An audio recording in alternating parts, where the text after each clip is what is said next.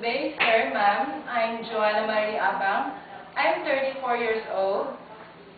I am a single mom and I have 2 children.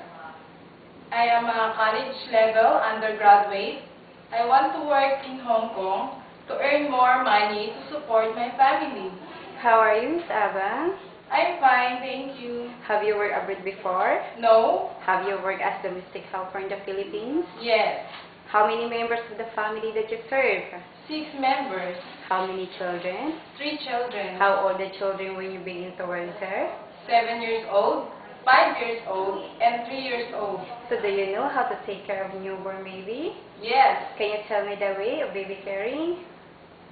Feed them, take a bath, change diaper, playing with them, teach them homework, and tell them stories.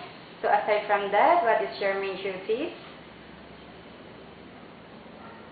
Cleaning, washing clothes, ironing clothes, and cooking.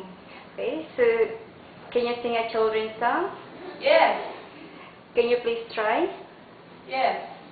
Twinkle, twinkle, little star, how I wonder what you are. Up above the world so high, like a diamond in the sky. Okay. Do you know how to cook? Yes, What kind of recipe can you cook from? Filipino food. Can you follow recipe book? Yes, I can. Can you describe your personal character? Yes, I'm honest, loyal, respectful, and friendly. So how do you perform as a good domestic helper? Can you follow the rules and regulations of your employer? Yes, and I promise to finish my 2 years contract and hope to see you, sir, soon. Okay, thank you.